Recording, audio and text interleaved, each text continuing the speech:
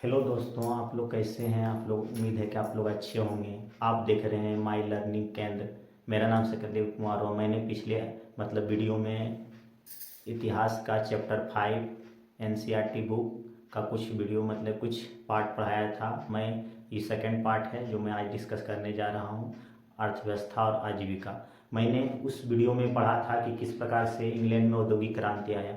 अब हम पढ़ेंगे कि इंग्लैंड में जो औद्योगिक क्रांति आया उससे कि कौन कौन से शहर में व्यापारिक केंद्र स्थापित हुआ। जैसे मैनचेस्टर, मैनचेस्टर चेस्टर सूती वस्त्र, सूती सूती वस्त्र उद्योग, उद्योग का केंद्र बना। New South Wales, New South Wales जो ऊन उद्योग का केंद्र बना, ऊन उद्योग का केंद्र बना। इस प्रकार से बहुत सारे कि शहर जो है व्यापारिक केंद्र के रूप में उभर कर सामने आया। और ब्रिटेन का जो उपनिवेशिक देश था उस वहाँ पर भी कि शहरों का, औद्योगिक नगरों का विकास होना शुरू हो गया और विकास हुआ। जैसे अब यहाँ पे आया कि जो ब्रिटेन का उपनिवेशिक देश था, उपनिवेशवाद क्या है, ये एक पॉइंट बनता है। उपनिवेशवाद किसे कहते हैं ये जान लेते हैं। उपनिवेशवाद, निवेशवाद क्या है। तो निवेशवाद का अर्थ होता है जब कोई बड़े देश दूसरे देश के बाजार व्यवस्था पे अपना आधिपत्य जमा ले, प्रभुत्व जमा ले, तो इसे हम उपनिवेशवाद कहते हैं। तो उपनिवेशवाद के कारण ब्रिटेन ने अलग अलग देशों में अपना व्यापारिक केंद्र का स्थापना किया। जैसे भारत ब्रिटेन का उपनिवेशवाद रहा। अब हम पढ़ेंगे कि जो चार्टर एक्ट अधिनियम आया, ब्रिटिश संसद ने चार्टर एक्ट अधिनियम लाया, एक्ट अधिनियम। इसके तहत उन्होंने जो ईस्ट इंडिया कंपनी का व्यापार पर आधिपत्य था उसको खत्म कर दिया। व्यापार पर एकाधिपत्य था उसे खत्म कर दिया। इसके कारण से बहुत सारे जो औद्योगिक कंपनी था वो उभर कर सामने आया, बड़े बड़े औद्योगिक कंपनी जो है उभर कर सामने आया। और इस प्रकार से अनेक देशों में बहुत सारे व्यापारिक केंद्रों का स्थापना होने लगा। इसके कारण से बहुत सारे कुटीर उद्योग समाप्त होने लगा और समाप्त होने के कगार पर पहुंच गया। इसी को हम निरुद्योगीकरण भी कहते हैं। जब कुटीर उद्योग समाप्त होने के कगार पे पहुंच गया तो इसे हम निरुद्योगीकरण कहते हैं। निरुद्योगीकरण। तो निरुद्योगीकरण क्या है, एक बार फिर से समझ लेते हैं इसका परिभाषा। निरुद्योगीकरण जब बड़े उद्योग के विकास से कुटीर उद्योग समाप्त होने के कगार पे पहुंच गया तो इसे हम कहते हैं निरुद्योगीकरण। इससे भारत भी प्रभावित हुआ। यहाँ का भी कुटीर उद्योग धीरे धीरे समाप्त होने लगा। जब यहाँ का कुटीर उद्योग धीरे धीरे समाप्त होने लगा तो यहाँ के बहुत सारे कि जो मजदूर थे, बहुत सारे कि जो कामगार थे, समाप्त होने के कगार पे पहुंच गया। दूसरी तरफ भारत में सूती वस्त्र का नींव पड़ा। दूसरी तरफ सूती वस्त्र का नींव पड़ा। जब सूती वस्त्र का नींव पड़ा कब पड़ा, तो 1851 में। 1851 में सूती वस्त्र का नींव पड़ा। कहाँ पड़ा, तो बम्बई में। तो ये इंपॉर्टेंट सवाल है कि भारत में सूती वस्त्र का नींव कब पड़ा, तो 1851 ईस्वी में पड़ा। भारत में सूती वस्त्र का नींव कब पड़ा, तो 1851 ईस्वी में पड़ा। और 1854 ईस्वी में दादाजी नवार ने कवास जी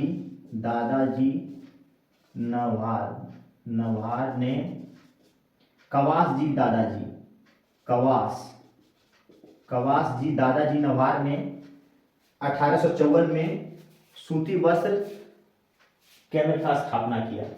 इसी से भारत में सूती वस्त्र उद्योग का प्रारंभ माना जाता है। इसके साथ ही जब 1869 में सुएज नहर खुला। जब 1869 में जो सूती वस्त्र था वो भारत आयात करना आसान हो गया। इसी कारण से बहुत सारे सूती वस्त्र भारत आना शुरू हो गया।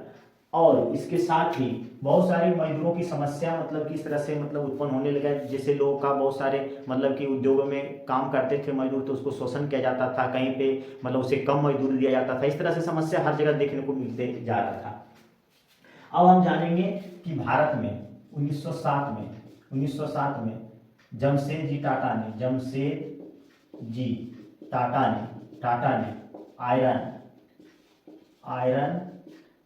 एंड स्टील कंपनी की स्थापना की। तो 1907 में जमशेदजी टाटा ने आयरन एंड स्टील कंपनी की स्थापना की। कहाँ की? झारखंड के साक्ची नामक स्थान पे की। झारखंड के साक्ची नामक स्थान पे जमशेदजी टाटा ने आयरन एंड स्टील कंपनी की स्थापना, जिसको हम कहते हैं टिस्को। ये और भी बहुत सारे स्टील कंपनियां भारत में विभिन्न जगह मतलब कि स्थापित की गई। जैसे हम लेते हैं बोकारो स्टील कंपनी जिसकी स्थापना बोकारो में हुई जो कहाँ पड़ता है? झारखंड में। फिर जमशेद दुर्गापुर स्टील कंपनी की स्थापना हुई। ये कहाँ पड़ता है? पश्चिम बंगाल में पड़ता है। फिर भिलाई स्टील कंपनी की स्थापना हुई। ये कहाँ पड़ता है? तो छत्तीसगढ़। फिर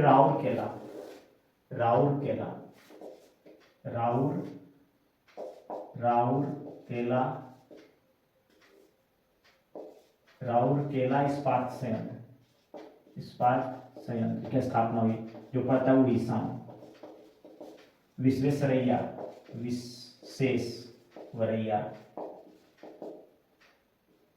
इस्पात कंपनी की स्थापना हुई, जो भद्रावती कर्नाटक में पड़ता है।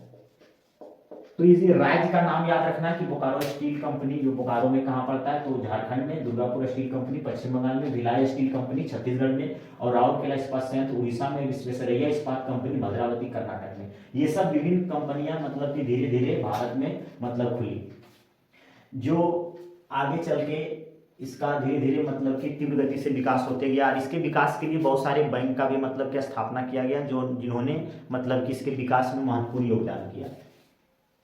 सन 1917 में जूट मिल का स्थापना हुई, जो कोलकाता में हुआ, और मुकुल चंद ने इसकी स्थापना की थी। लेकिन लिमिटेड कंपनी के रूप में 1918 में हुई। 1917 में जूट मिल की स्थापना कोलकाता में हुई, जिसे मुकुल चंद ने किया। लेकिन लिमिटेड कंपनी के रूप में 1918 में हुई, जो बिरला ब्रदर के नाम से जाना जाता है।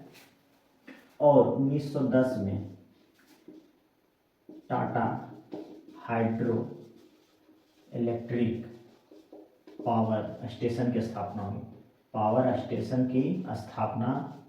स्टेशन की स्थापना हुई, जो जमशेदजी टाटा ने किया था। जमशेदजी टाटा ने 1910 में Tata hydro electric power station की स्थापना की।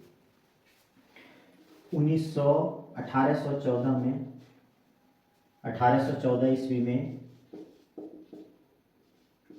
कोयला उद्योग की शुरुआत हुई।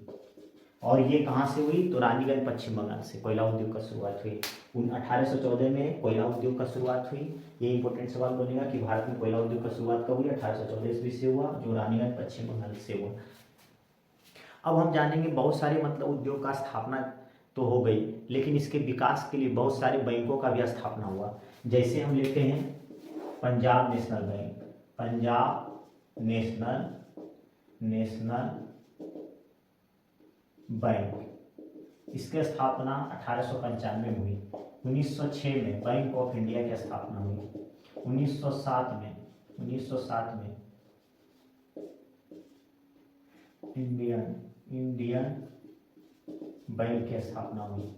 1911 में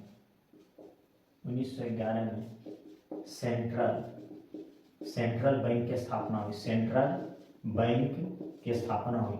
1913 में बैंक ऑफ मैसूर की स्थापना हुई। मैसूर की स्थापना हुई।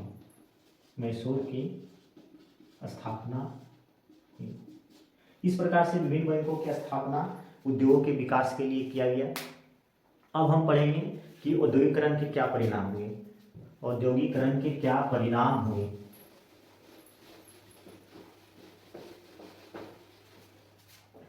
तो औद्योगिकरण के निम्नलिखित परिणाम हुए, जैसे पहला औद्योगिक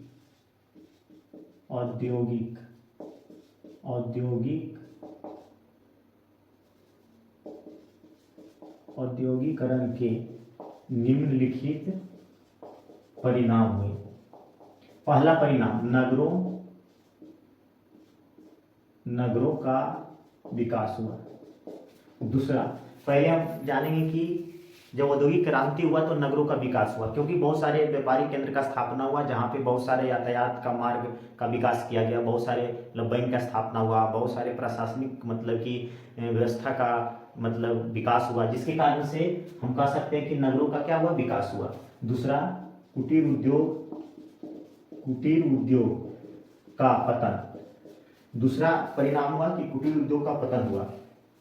तीसरा, कुटीर उद्योग मतलब छोटे छोटे उद्योगों का क्या हुआ, धीरे धीरे मतलब कि खत्म होने लगा, नष्ट होने लगा। जब बड़े उद्योग का स्थापना हुआ तो कुटीर उद्योग धीरे धीरे बंद होने लगे। तीसरा, समाज में वर्ग विभाजन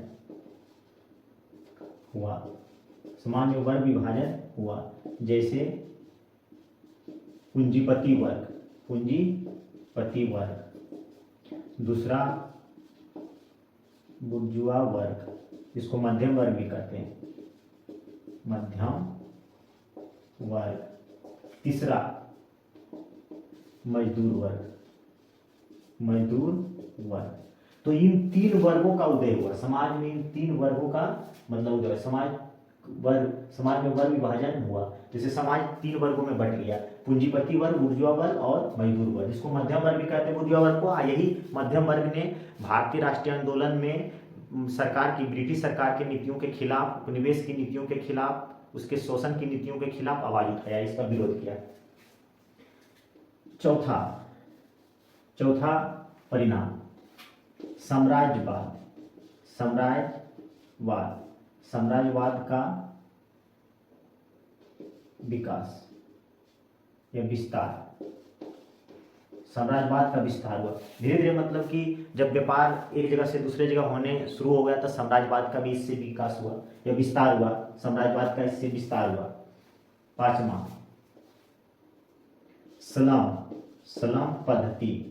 सलाम पद्धति का जन्म। सलाम पद्धति का मतलब जन्म हुआ या सलाम पद्धति का विकास बोल सकते हैं। सलाम पद्धति मतलब हुआ मजदूर जब कल कारखाने में काम करते थे तो वो छोटे मोटे झुग्गी झोपड़ी में रहकर अपना किसी तरह से गुजर बसर करते थे, इसीलिए सलाम पद्धति का विकास हम कर सकते हैं। तो सलाम पद्धति का विकास हुआ। तो ये जो 5 प्रमुख परिणाम है जो औद्योगिक क्रांति के कारण हुई।